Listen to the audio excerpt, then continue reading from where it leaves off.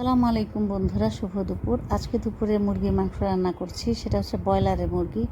আর আমি যখন ব্রয়লারের মুরগি রান্না করি তখন অবশ্যই ব্রয়লারের মুরগিটাকে আগে হলুদ আর রসুন দিয়ে লবণ দিয়ে মেরিনেট করে রেখে দিই।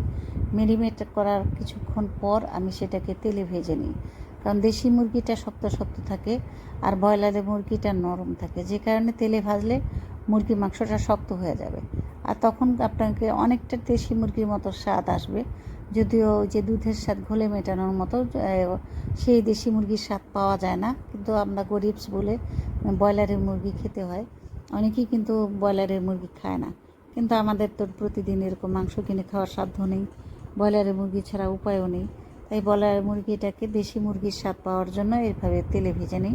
তা আমার মশলা ভুনাও হয়ে গেছে। মশলা ভুনার মধ্যে এখন আমি মাংসগুলোকে হাত দিয়ে তুলে দিচ্ছি, কারণ ভাজা কাঠি দিয়ে তুলতে গেলে পড়ে যায়, সেহেতু হাত দিয়ে মাংস একটা একটা করে তুলছি। তুলতে তুলতে আসলে অনেক সময় লাগার বিষয়, এরকমভাবে তো আসলে রান্না করাটা কঠিন হয়ে যায়। তো আমি একটু ক্যামেরাটাকে অফ করে সম্পূর্ণ মাংসটা ঢেলে দিলাম। সাথে আমার যে ভাজার সময় কলিজাগুলো কিন্তু আমি আলাদাই মেরিনেট করে রেখে দিয়েছি। এখন ভাজা মাংস যেহেতু ভুনা হয়েছে, এখানে আমি কলিজাটা দিয়ে দেবো আলাদা, কারণ ওই সময় ভাজলে অনেক সময় কলিজা ভেঙে যায়, অনেক সময় কলিজা শক্ত হয়ে যায়, এই হচ্ছে ঝামেলা। এখন একটু কলিজাটাকে সিদ্ধ করে ওটার সাথে ভুনা করে নিচ্ছি। তো আমার মাংসর ভুনাটা যদি পুরোপুরি হয়ে যায় তখন হয়তো আমি আলু দেবো, হয়তো না, তখন আলু দেবো। আলু কেটে রেখেছি। আর এটা তো ঝোল মাংস হবে। যদি ব্রয়লার মুরগিটা অনেক সময় ভুনা করলে কিন্তু খেতে ভালো লাগে, তো আমি আলু দিয়ে দিচ্ছি।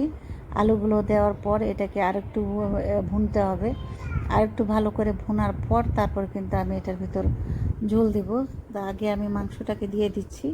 মাংসটার সাথে আগে আমি আলুটা দিয়ে দিচ্ছি, সরি ভুল হয়েছিল। এত কথা বলতে গেলে মাথা ঠিক থাকে না। আর এই যে আমার নৌকার মতো করে ঘুরছে আমার পাতিলটা, এই পাতিলটা হয় কি মানে হাত থেকে ছেড়ে দিলে সে নৌকার মতো দোলা শুরু করে, ঘোরা শুরু করে। কারণ ওনার মাথাটা আমার মতোই খারাপ হয়ে গেছে, যখন তখন মাথা ঘুরতে থাকে এই পাতিলের মতো আমারও। তো এখানে আমার কথা বলতে বলতে গলা ব্যথা করছে, আমি এত কথাও বলতে পারি না, কী যে একটা ভেজাল। মানে রেকর্ডিং করতেই হবে, এটা যে কেন কে দিল এই। আমি গানটা দিয়ে ছেড়ে দিতাম তাও একটু ভালো লাগতো, কিন্তু হেরে গলায় মাঝে মাঝে গান শুনলে অনেকে বকাবকি করতে চায়, কিন্তু মনের ভাবনাগুলো চেপে রেখে তারা আমাকে কমেন্ট করে, বকা দেয় না। যাই হোক, সবাইকে অনেক ধন্যবাদ যে আপনারা আমাকে বকা দেন না। আপনাদের সবার প্রতি আমার শুভকামনা রইল। এই মাংসটা আরেকটু ভালো করে ভুনা করে তারপর একটু গরম পানি করে দিয়ে দিব, একটু ঝোল খাবো বলে। আর ঝোলটা যখন অর্ধেকটা শুকিয়ে আসবে তখন আমার তরকারিটা রান্না শেষ হয়ে যাবে। তো আমার ভিডিওটা যদি আপনাদের ভালো লেগে থাকে, লাইক কমেন্ট শেয়ার করে অবশ্যই পাশে থাকবেন। ইনশাল্লাহ আমিও আপনাদের পাশে আছি। ইদানিং একটি ব্যস্ততার কারণে আসলে সবাইকে লাইক কমেন্ট করতে পারছি না, সেই আপনারা ক্ষমার দৃষ্টিতে দেখবেন। তো এখানে আমার গরম পানির ঝোলটা দেওয়া হয়ে গেছে, এখন কিছুটা কাঁচামরিচ দিয়ে ঢেকে দেব। তা ঢাকার পরও বলক আসছে, এই যে বলক আসার পরেও এটাকে কিন্তু আরও কিছুক্ষণ ঘন, মানে ঝোলটা ঘন হবে, তারপর তরকারিটা নামিয়ে ফেলবো, তাহলে আমার তরকারিটা একদম প্রস্তুত হয়ে যাবে। তো সবাই ভালো থাকবেন, আমার জন্য দোয়া করবেন, আমিও আপনাদের জন্য দোয়া করি যেন সবাই সফলতা পান।